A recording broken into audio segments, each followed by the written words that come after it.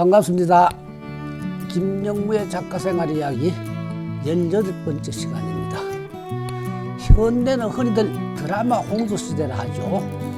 최근에는 기생충, 미나리, 오징어 게임과 같은 우리나라 극영화가 전 세계인의 이목을 사로잡기도 해서 우리 한국이 일약 드라마 강국으로 부상됐기도 하고요. 지난번 어느 시간에 말씀을 드렸습니다마는 연극, 영화, TV극, 라디오 방송극, 오페라, 뮤지컬 등은 일단 드라마가 기본 틀이기에 싸잡아 드라마란 용어로 거론해도 별 무리가 없답니다. 현수연 씨는 어째서 사람들이 드라마를 그렇게 즐긴다고 생각하세요? 드라마는 일단 재밌으니까요. 그렇다면 현수연 씨는 무엇을 드라마라 말할 수가 있겠습니까? 글쎄요, 교과서 나오는 대로 말씀드리자면 드라마는 사람의 행동을 시적으로 표현하는 형식이 되겠죠? 그래요. 보다 쉬운 말로 하자면 드라마는 결국 사람이 살아가는 이야기를 극적으로 묘사하는 형식이 될 거예요. 인형극이나 그림자극도 결국 사람의 이야기를 그리는 결과로 나타나게 되니까요. 그런데 작품으로 나타나는 드라마는 일단 우리의 일상생활보다는 훨씬 재미가 있다고 봐야 하겠는데, 한마디로 드라마의 재미는 과연 무엇이라 말할 수가 있을까요? 물론 재미없는 드라마도 없을 수는 없지만 그런 건 결국 실패작일 테니 주건부원할 까닭조차 없겠고요. 드라마에는 그 진한 감동적인 요소가 있어야 하기 때문인데 드라마 재미는 결국 감동적인 요소라고 말할 수 있지 않겠어요, 작가님? 좋아요. 사실은 나의 질문이 너무 어렵고 집요했던 거예요. 나의 저서 목록 중에는 드라마의 본질적 이해라는 책도 들어있는데, 드라마가 무엇인가 하는 한마디 질문에 대한 해답이 그 한 권의 책으로 쓰여질 정도였단 말씀이에요. 작가님, 우리가 오늘 할 얘기는 매화마을로 예고되어 있는데 왜 어렵게 드라마 본질부터 말씀하세요? 아마 이 시간이 끝날 때쯤에는 그 이유를 알게 될 거예요. 그러니까 14년 전이 되는 2008년이었어요. 그해 보면 저기 전라남도 광양시에 있는 백운 아트홀에서는 나의 희곡 나한테 매화는 하는 작품이 공연되었습니다. 그 작품의 실제 주인공은 우리 국민 누구나가 알만한 광양의 그 유명한 매화 할머니 홍쌍리 여사였고요. 따라서 그 작품의 내용은 홍쌍리 여사의 일대기가 되었던 거예요. 그 할머니 TV에 자주 나오셨고 말씀도 감칠날막에 아주 그냥 잘하시는 그분 말씀하시는 거예요? 그래요. 바로 그분. 하고픈 말씀도 무척 많고 말씀을 너무 잘해서 인터뷰하기가 힘들 정도였지만요. 그래서요? 나는 2007년에 전라남도 청소년 연극제 심사위원장으로 광양에 가게 되었는데, 그때 극단 백운 무대에 김용화 대표가 나한테 묻더군요. 우리 광양에서 공연할 연극 작품으로 어떤 소재가 좋겠느냐 하고요. 그래서 내가 얘기거리를 멀리서 찾지 말고 코앞에 있는 홍쌍리 여사의 일대기를 연극화해보는 것이 좋지 않겠느냐 하는 얘기를 했습니다. 그렇게 되어 결과적으로 내가 그 작품을 집필하게 되었습니다만은, 그런데 KBS나 SBS 등에서 방송 원고로서는 소위 인간 승리의 주인공들을 꽤나 여러 차례 집필해 보았지만, 내가 희곡의 작중인물로 그것도 생존한 사람을 채택해 보기는 그때 홍쌍리 여사 일대기가 처음이었습니다. 작가님은 홍쌍리 여사님을 언제부터 아시게 된 거예요? 광양시는 경상남도 끝자락에 있는 저기 하동의 섬진강 건너편으로 알고 있는데. 내가 홍쌍리 여사를 연극의 주인공으로 삼아보자는 제의를 하게 된 까닭을 아주 구체적으로 밝혀보자면 다음과 같이 될 거예요. 첫째, 1997년에 연출가 임영웅 선생과 배우 김금지 여사와 함께 전남 연극제 심사위원으로 광양시에 내려갔다가 홍쌍리 여사의 매화농원을 방문한 적이 있었습니다. 그때 홍 여사와 함께 차를 마시며 많은 얘기를 나누었던 기억이 나의 뇌리 속에 생생하게 남아 있었는데, TV를 통해서는 또 그녀가 농업부문 신지식인으로 선정되었다는 등의 공식적인 인간 승리의 뉴스를 접하게 되었습니다. 둘째, 그동안 각종 연극제 등을 통해 각 지방 극단들이 채택했던 공연 레파토리를 지켜보면서 왜 향토색 같은 소재를 발굴하지 못하고 서울에서 공연된 작품들을 재탕 삼탕만 거듭하고 있느냐 하는 불만이 내 가슴 속에 쌓여 있었습니다. 셋째, 무엇보다 매화가 전해주는 이미지가 너무나 강력하게 나의 미학적 상상력을 자극하려 들었던 거예요. 세상에 곱지 않은 꽃이 없기는 하겠지만 매화야말로 고귀한 기품을 드러내는 순비정신의 표상으로도 널리 알려져 있기도 했고요. 여기서 또 한 번 현수연 씨한테 질문을 던져봐야겠군요.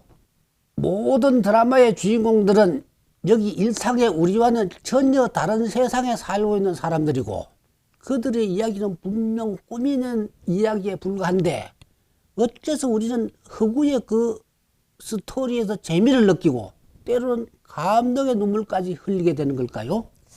솔직히 저는 제대로 대답할 자신이 없는데요. 그럼 누구나 다 대답할 수 있는 질문을 다시 던져보겠습니다.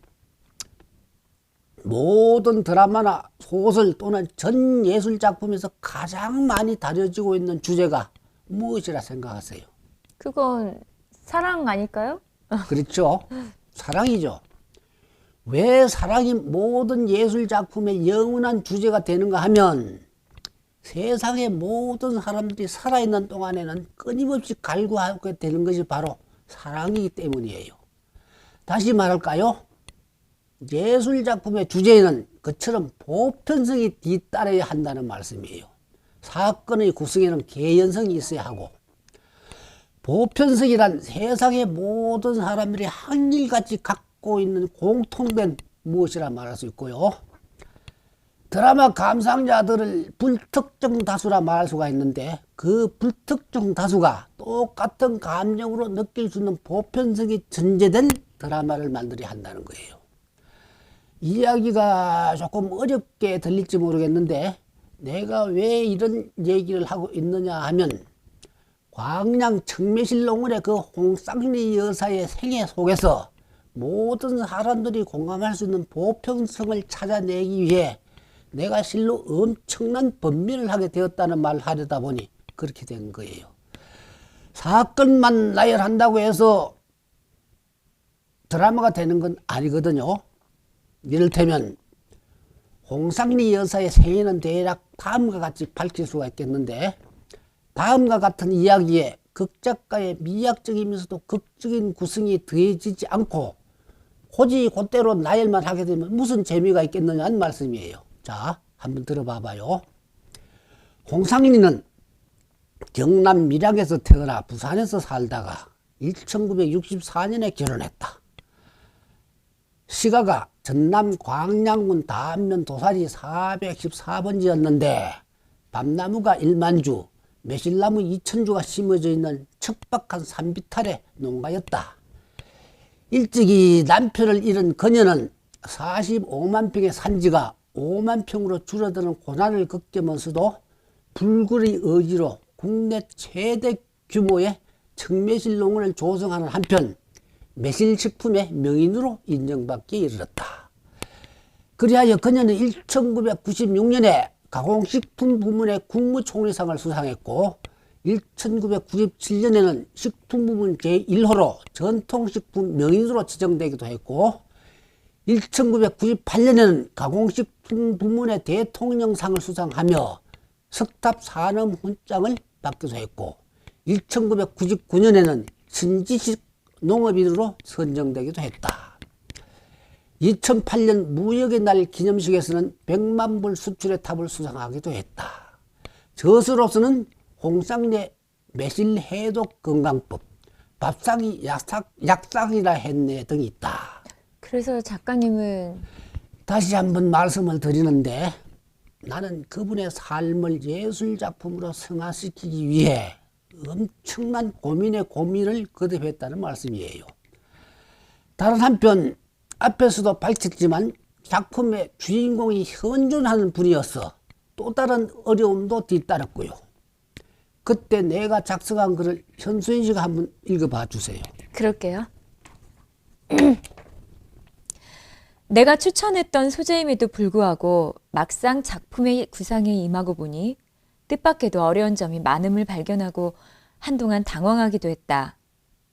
생존 인물을 작품의 주인공으로 삼고 보니 스토리의 범위가 한정될 수밖에 없었고, 자칫 잘못 묘사하다가는 주인공은 물론 주변 인물들의 사생활을 침해한다거나 명예를 훼손할 수 있다는 점 때문에 금기시하지 않으면 안 될 사항들이 너무 많기 때문이었다.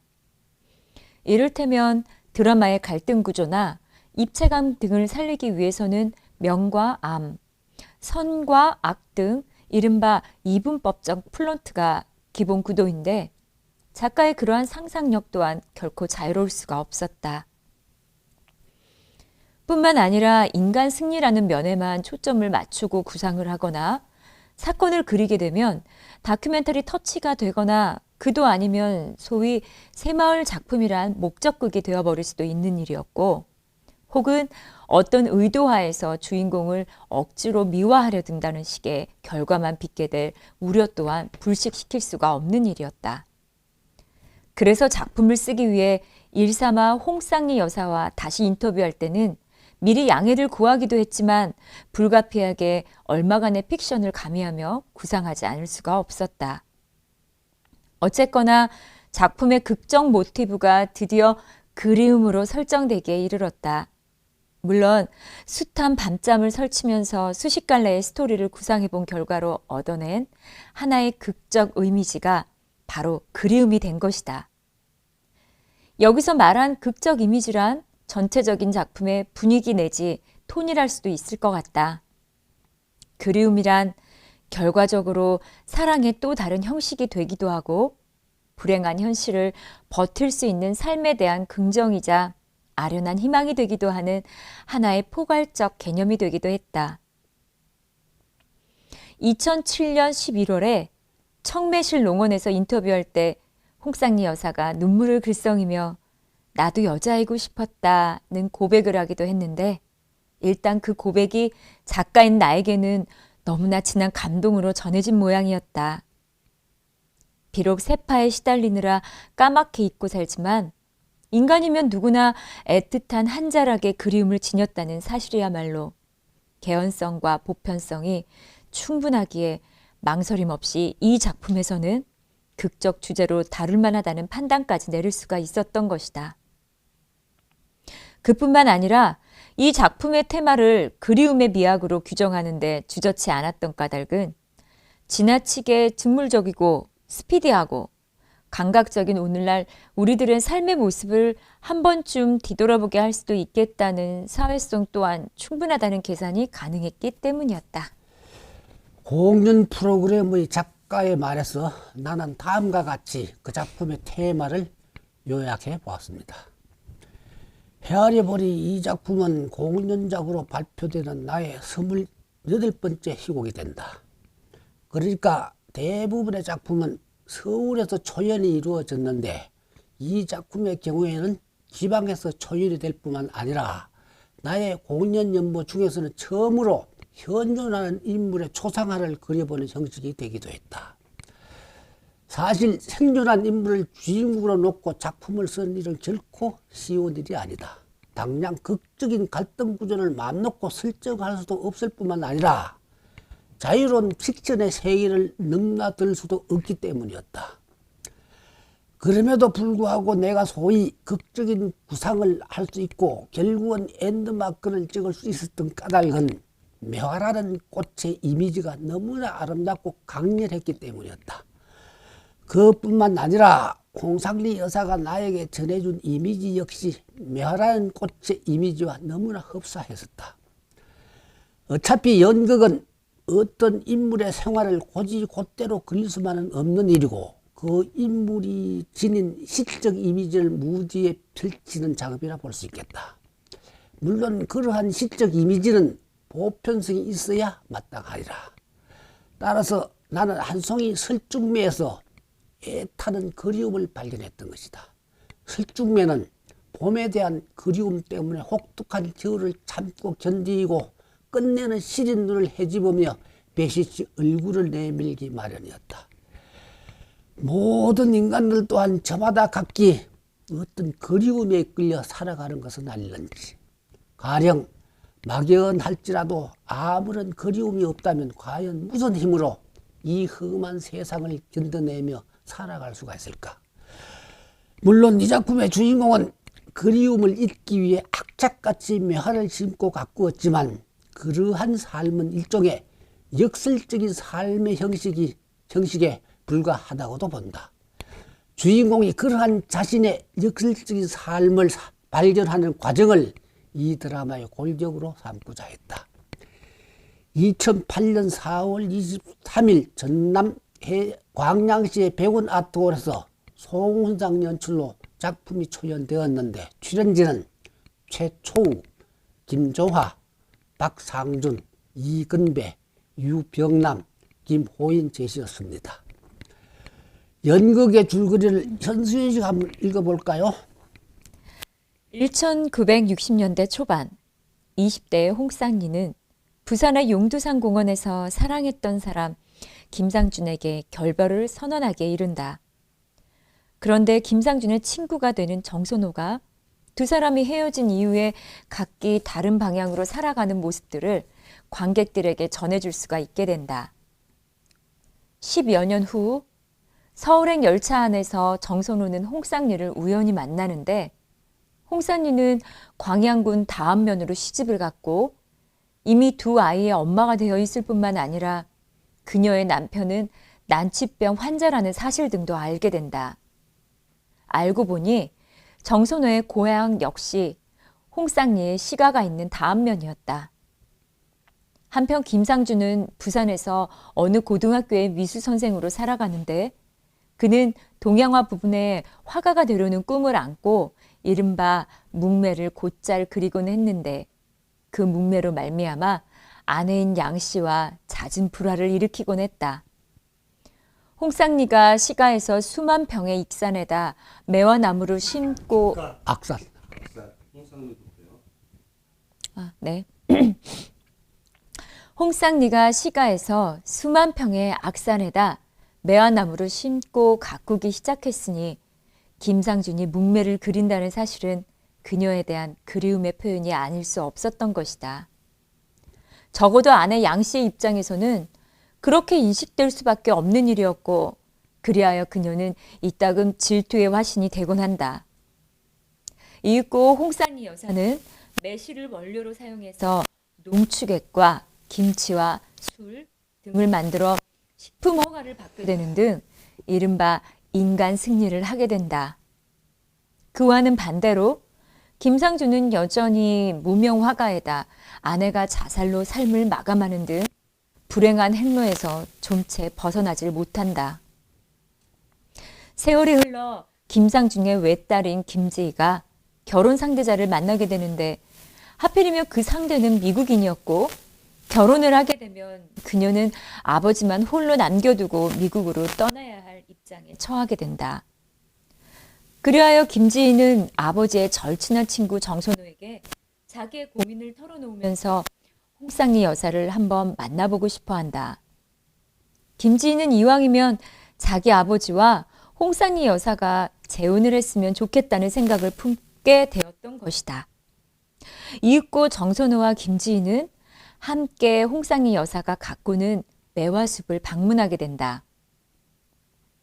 거기서 구김살 없는 요즘의 젊은이답게 김지희는 거의 직설적으로 홍쌍리 여사에게 아줌마와 아빠가 재혼했으면 좋겠다는 자기의 속마음을 전하게 된다. 당돌하기 짝이 없는 김지희의 그런 말을 듣고 세상 일이 그렇게 간단했으면 오직이나 좋을까 하는 말로 홍쌍리 여사는 그 순간을 웃어넘기지만 비로소 그녀의 마음이 뒤흔들리기 시작한다. 이를테면 첫사랑에 대한 그리움을 뿌리치기 위해 악착같이 매화를 가꿀 수밖에 없었다는 역설적인 지난날의 자기 모습과 아울러 허망하기 이를 데 없는 현실 속의 자신을 재발견했기 때문이었다. 드디어 그날 밤에 홍쌍리 여사는 실로 30여 년 만에 김상준에게 전화를 걸어 나한테 매화는 내가 살아남기 위해 땅속에 묻어버린 그리움이었다는 자기 내면의 고백을 하면서 눈물을 흘리게 된다. 이듬해 봄, 매화가 만발할 무렵에 김상준과 정선호가 홍상리 여사의 매화숲을 찾아온다. 그리고 홍상리 여사가 가꾼 매화숲을 감상하고 난 후 김상준은 자신의 매화도 한번 보여주겠다며 묵매를 치기 시작한다. 어느덧 그는 국전에서 최우수상을 수상한 동양 화가가 되어 있었다. 정선호는 그들 두 사람을 위해 중매장이가 되겠다며 큰 소리를 치기도 하지만 그의 그러한 말은 이미 공연한 허튼 소리 메아리에 불과한 것이 된다. 어때요? 스토리를 읽으면서 감동적인 부분을 발견할 수가 있었어요? 스토리를 꼼꼼하게 읽어보니까 무척 아름답고 애틋한 그림들이 머릿속에 막 그려지고는 했어요. 30년 만에 첫사랑과 통화하는 장면은 기가 막힐 장면 같기도 하고요. 머자나 매화가 피어날 텐데 섬진강 강가의 그 매화 마을로 꼭 구경이라도 한번 가보고 싶은데 코로나 때문에 엄두조차 낼 수가 없는 일이겠죠. 지금은 우리 모두가 이전에는 미처 상상조차 해보지 못한 삶을 살고 있으니 그냥 기가 막힐 지경입니다. 마스크 없이도 나들이가 가능한 그야말로 극히 예사로운 그 일상을 그리워하며 우리가 살아가게 되었으니까요. 매화가 혹독한 겨울을 이겨내듯이 우리도 결국은 이 어려움을 견뎌내기야 하겠지만요. 시청해 주셔서 감사합니다. 구독, 좋아요 누르는 거 잊지 마시고요.